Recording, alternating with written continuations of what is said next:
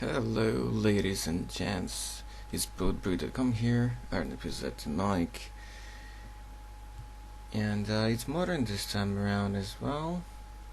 But guess what? Plot twist. It's neither of these decks are actually Absent Company.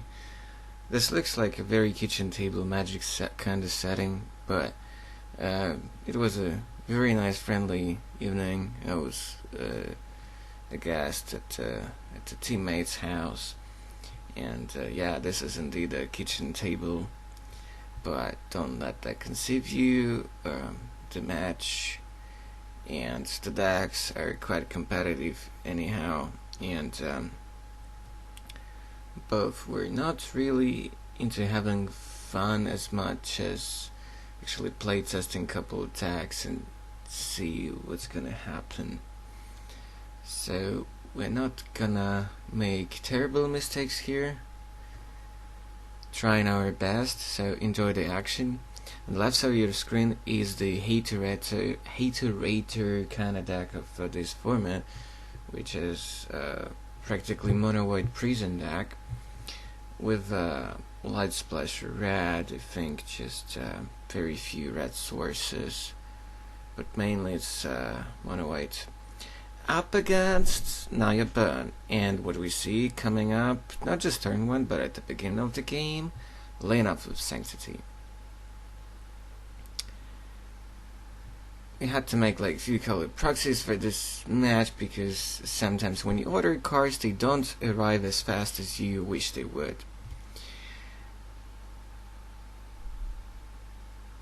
Okay, I got a creature, so it's mountain into Monasteries with Spear. He's down to 19. This is what you want to do, but basically when you see game 1 a ley line, you kinda want to die inside when you're playing a burn deck. Temple of Triumph from him, didn't quite see whether he kept it on top or not.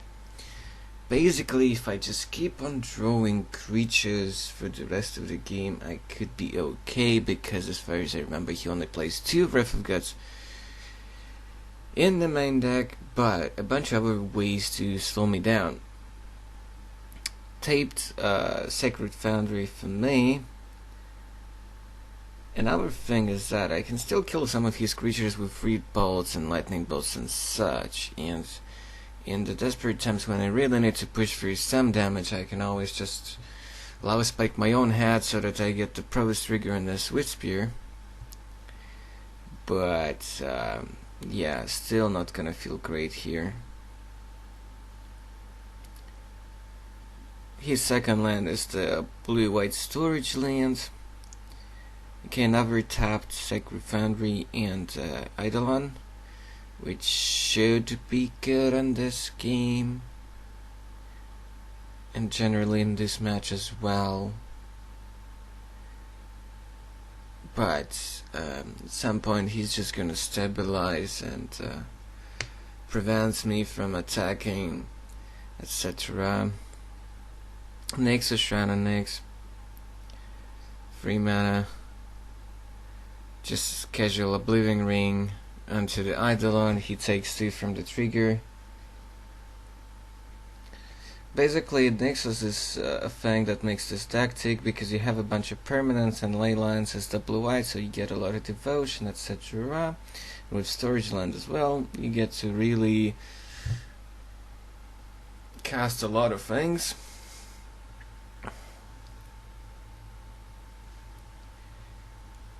I do like the version with the tiny blue splash way more.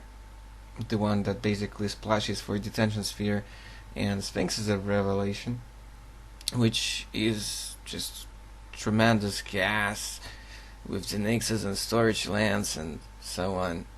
Just gaining life, drawing cards, etc. And Detention Sphere is just amazing right now. You can see it in blue-white Sun Titan control decks, and even in some other decks. Heliot is here because it becomes alive very quickly, and it produces pressure, it produces tokens, and it's a great mana sink with Nexus, since the storage land and so on. they can always like path to exile it or something like that, but that's okay. You don't mind that. Plus, you get the like if some of your stuff actually gets destroyed or dies, you can have this white land that shuffles back stuff from your graveyard into your deck, so you're not actually decking yourself. Really, Goblin Guide was a bit of a help. Managed to push him down to 11, but that's still not enough. I cannot have all that reach that I would otherwise have if not for this ley line. Fun fact is that, let's say it wouldn't come down this early, there is a chance that he would be still alive if he, instead of the Heliod, would just randomly cast it from hand on turn 4. I think there is a chance that he would still be able to bounce back. I'm not sure. It's debatable. Another temple, you saw probably where he put that top card. I didn't see it because I'm narrating all of this post factum after the match. Because believe me, it's very hard to explain everything and keep on blabbing while playing and making those decisions. I'm a very outgoing person, but I still can't do that. Second Goblin Guide perhaps giving me some hope, but he has 4 mana up, so he can actually activate Heliod and make a token here and block, let's say, a Goblin Guide. Lava Spike main phase because it's a sorcery, actually hitting myself so that I can get a Provis trigger on the Swift Spear.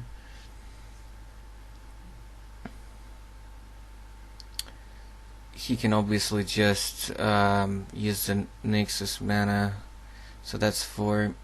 He makes a token and a Goblin Guide didn't net him lands.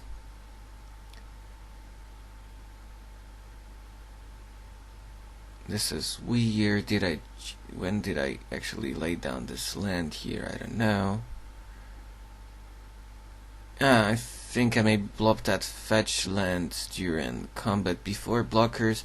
So yeah, before blockers, Lightning Helix takes down the token. Swiss Spear is a 3/4. I managed to deal him 7 and put him down to 4. Unless he draws a Prison or a Wrath of God, I could have a shot, but damn. This is just insane. Okay, 3 mana. Oblivion Ring on the Swift Spear. That's unfortunate. That's quite unfortunate. Heliod is alive now. Well, pretty much any permanent from his deck would make it alive at this point. Definitely doesn't want to attack. He has enough of mana thanks to Nexus to make a token to double block. So that's a thing. And because of Leyline, I can't finish him off or anything, or like just finish him off here. So yeah, I feel like if the Leyline would actually come down on turn 4 instead of at the start of the game, I think I had this game locked up. But on the other side, he probably kept his hand just because he saw a Leyline. He maybe would mulligan it if it's not for this. Okay, he's gonna make a token at end of turn, that's cool. Rift Bolt's gonna kill it next turn. Then if I draw, let's say, like another Bolt or Helix for the next token, I might actually have a chance. But then still I would be able to only put him down to 2. But now he cast Endure Ardeal, he argues whether he wants a third copy in the deck. Basically what this thing does, it's 7 mana, it's a spell, but it has this ability Epic, so he gets to kind of rebound it every upkeep. And what he ends up getting is the one of the prison cards, 5 mana enchantments, which basically says for each creature I would have to pay X to be able to attack with it, where X is the number of enchantments. I'm not sure if that token from Heal It is actually an enchantment. I think it's just a white token, it's not an enchantment. So as it stands, I would have to pay 5 for each creature to attack, which is pretty much game. Although, like, something like a target's command could still do it because it doesn't target. It just says like each opponent, I believe. So double a target's command or something like that could do it. Okay, Riftbolt takes out the token. It's really ridiculous that despite all of this going on, I still have a chance, but the problem is next enchantment coming from the Ideal would basically lock the game up for sure, because he does play a one-off enchantment for 2 mana that for 1 mana discard the card from hands, gain 3 life, and then I can't really do anything. So yeah, tapped Shock I think, and they never suspended Riftbolt. Okay, upkeep he gets to search for something.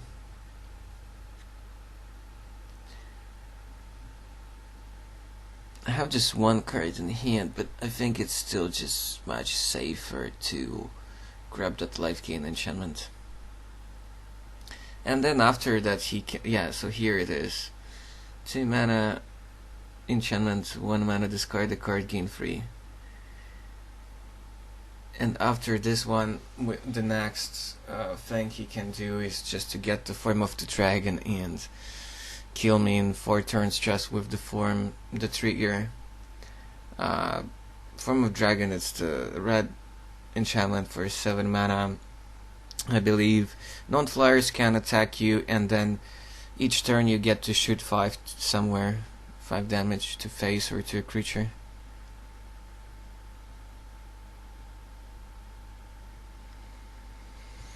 That's the main win condition in that deck. You can of course win with Heal It as well, but that's kind of funky.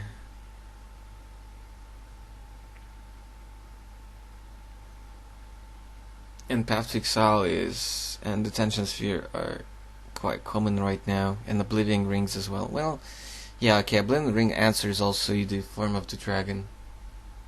But then you can with the Ideal actually get your own Oblivion Ring and get rid of theirs and etc. So I do like this prison deck. I do think like the Blue Splash is actually much better.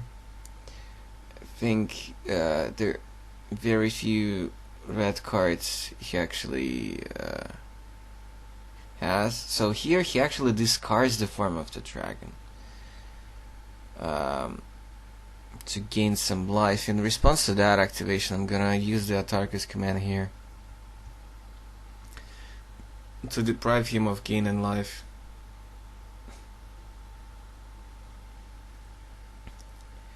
And deal free to face. So yeah, he does get to use it once again. Discards Ruined Hallow. That's the 2 mana to get yourself a protection from a chosen card. So he stays at 4 with 1 card in hand, but he still has that enchantment in hand. There's pretty much no way for me to win in this position here. Pretty much none. Oh yeah, right. There is that. He gets to activate that stupid like Shadowmoor or whatever land, and shuffle back in the form of the dragon from the graveyard. Right. That's a very cute interaction here actually. He has to discard a bunch of things, and if it's like form of the dragon that he probably wants to find from the Ideal, he gets to shuffle it in. But he actually decides to go just for Nevermore here. Okay, draws the card for the turn. Nevermore is actually gonna be used to name a Tarkus command. He figures that's pretty much the only way he can lose this game. Yeah, so that's for a Tarkus command.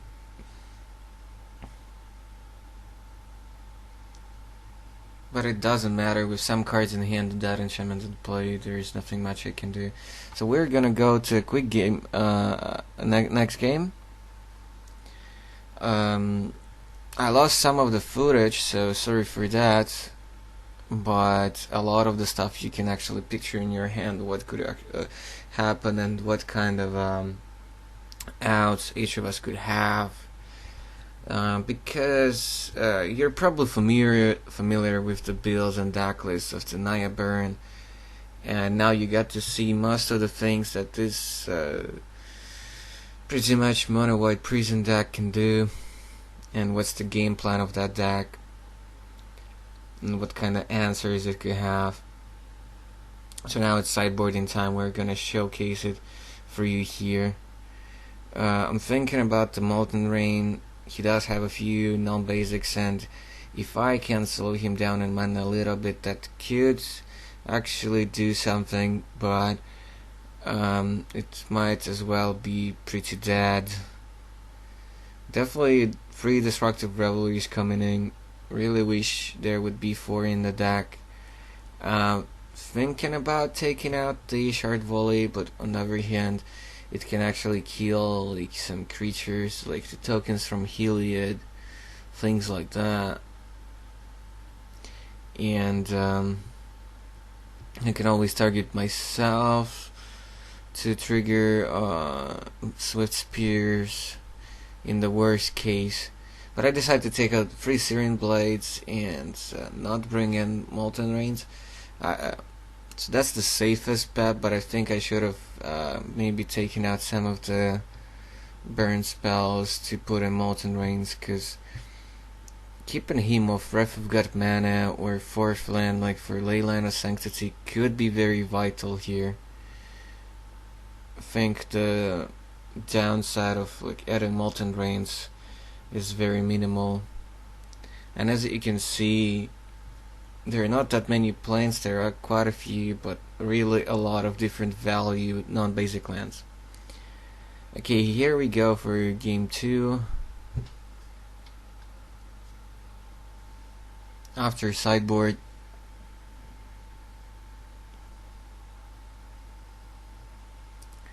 basically you would never believe like how it went. We basically recorded this in another video with our phones, because I didn't have my equipment with me when I went to hang out with my friend here. And yeah, like we wanted to play test, and we wanted people to see these decks in action, particularly this prison deck, and then have some like other playtest match with some interesting standard decks. So we actually used our phones to film this, so you gotta excuse us a little bit here. And the phone was actually taped to a computer chair, those ones on the wheels, etc. So I get to start here, but if he gets Leyline again here, that's gonna be pretty sad.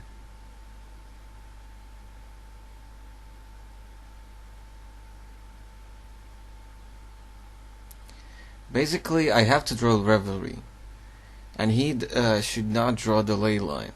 But then again, he can have a lot of other effects to slow me down. But so I need to draw a lot of creatures. I see a top deck Leyline, which is like crazy. I get to connect for 2. He just lays down a temple and scries. Basically, I need to draw a bunch of Tarkus commands and Revelries, and draw a bunch of creatures. I could also sometimes get there by just casting a bunch of cheap burn spells while I can, while there's no ley line out there, or Nevermore, Ruined Hallow, etc. My life total doesn't matter all that much because he's not gonna kill me quickly, and when he's gonna do that, it's gonna be in the position where he just has everything and has everything locked up and safe. Now I see a Nevermore from the Goblin Guide. He takes 4. He falls down to 14. No, he takes 5. Wait, what did he take? Yeah, he takes 5. Yeah, but there are 2 core Firewalkers in his deck. If Leyline wasn't enough, if everything else wasn't enough, there are also Firewalkers in his sideboard, and a casual Firewalker on turn 2. It's like, there's no justice in this world, haters gonna hate. I knew this kind of stuff could happen in this matchup, but we didn't have much of a choice in terms of what decks to play. We were at the standard tournaments, I was in a different town, not my hometown, and I didn't have my absent company, and you're tired of seeing that, perhaps, at least some of you, so yeah. Okay, fast forward, there's not much left of this game actually saved. I've lost a lot of footage, as I said. Basically, I drew some Atarkus commands, I drew some Revelry, so I did draw some stuff, but ultimately it wasn't enough, and you see where I'm going with all this. Okay guys, thanks for watching. Sorry for this such a short wrap up, but you can see what's gonna happen up next. Thanks for watching, don't forget to subscribe. I'll see you in the next video. Goodbye folks, take care.